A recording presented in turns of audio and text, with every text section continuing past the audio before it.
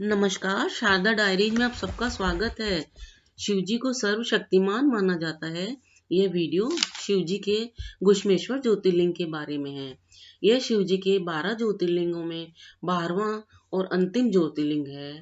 इसे घुश्मेश्वर, घृष्णेश्वर और ग्रशनेश्वर के नाम से भी जाना जाता है। यह महाराष्ट्र प्रदेश में दौलताबाग से लगभग 12 मील दूर वेरूल गांव के पास स्थित है। इस ज्योतिर्लिंग की पुराणों में एक कथा के अनुसार दक्षिण देश में देवगिरी पर्वत के पास एक सुधर्मा नाम का अत्यंत तेजस्वी धार्मिक ज्ञान का ज्ञाता ब्राह्मण रहता था। उसकी पत्नी का नाम सुदेहा था। दोनों में आपस में बहुत प्रेम था। किसी भी प्रकार का कोई कष्ट उनको नहीं था, लेकिन उनकी कोई संतान नहीं थी। ज्योतिष गणना से उन्हें पता चला कि सुदेहा कभी मां नहीं बन सकती। सुदेहा को संतान की बहुत इच्छा थी। उसने अपने पति सुधर्मा से अपनी छोटी बहन गुष्मा से विवाह करने को कहा।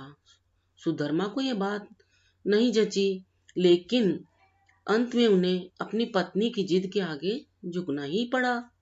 वह उसका आग्रह टाल नहीं सके और अपनी पत्नी सुधर्मा की छोटी बहन गुष्मा से विवाह कर उसे कर ले आए।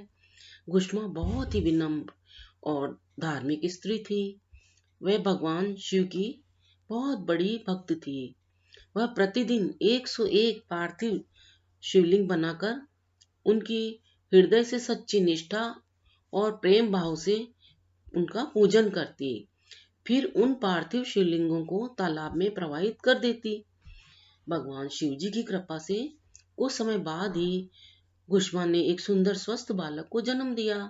बालक के जन्म से दोनों बहनें सुदेहा और गुष्मा दोनों ही बहुत खुश थी। दोनों का समय आराम से खुशी से गुजर रहा था, लेकिन न जाने कैसे थोड़े दिनों बाद ही सुदेहा के मन में एक कुविचार ने जन्म लिया। वह सोचने लगी, अब सब कुछ तो गुष्मा का ही है। मेरे पति पर भी उसने अधिकार जमा लिया, संतान भी उसी की है। यह कुविचार धीरे धीरे सुदेहा के मन में बढ़ने लगा। गुष्मा का बालक भी बड़ा होने लगा और फिर जवान हो गया। उसका विवाह भी हो गया। तब तक सुदेहा के मन का कुविचार रूपी अंकुर एक विशाल वृक्ष का रूप ले चुका था। सुदेहा ने एक दिन गुष्मा के युवा पुत्र को रात में सोते समय मार डाला और उसके शरीर को उसने उसी तालाब में ले जाकर फेंक दिया जिसमें गुष्मा हर दिन पार्थिव शिवलिंग का प्रवाह करती थी। सुबह होते ही सबको इस बात का पता चला तो घर में सभी शोक में डूब गए। सुदेहा फिर उसकी पुत्र वधू दोनों ही विलाप करने लगे, लेकिन गुष्मा हर दिन की तरह अपने भगवान शिव जी की पूजा आराधना में लगी रही, जैसे कुछ हुआ ही नहीं हो। पूजा समाप्त होने के बाद वह पार्थिव शिवलिंग को तालाब में प्रवाहित करके लौटने लगी। उसी समय उसका प्यारा पुत्र उसी तालाब से अंदर से आता हुआ दिखाई दिया।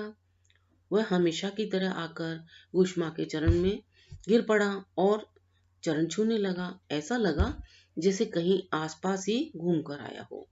उसी समय भगवान शिव जी भी वहां प्रकट हुए और गुष्मा को वर मांगने का कहने लगे।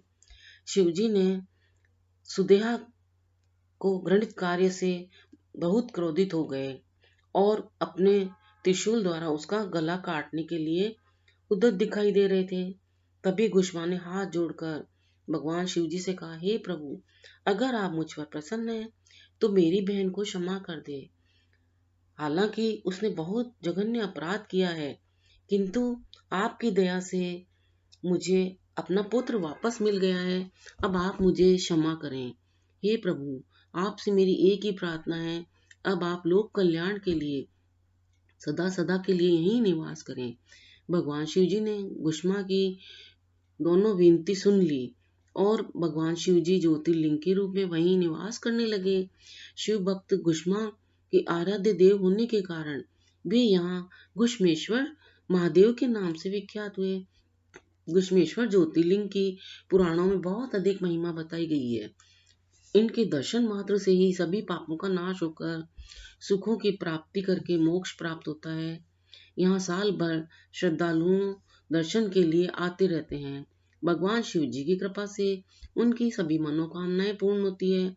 अगर आपको इस वीडियो की जानकारी अच्छी लगी हो तो कृपया YouTube पर वीडियो को लाइक, शेयर, सब्सक्राइब और कमेंट अवश्य करें। वीडियो देखने के लिए सभी को बहुत बहुत धन्यवाद।